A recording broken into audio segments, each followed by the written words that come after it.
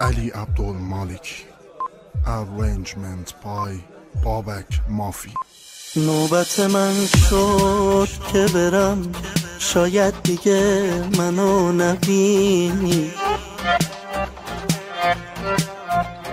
دست خودم نیست موندنم، یه وقت پای من نشینی.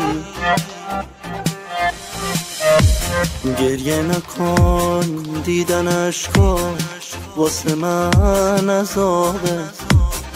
چشماتو ببند تا ببینی که همش یه خوابه. گریه نکن، دیدن اشکات واسه من عذابه. چشماتو ببند تا ببینی که همش یه خوابه.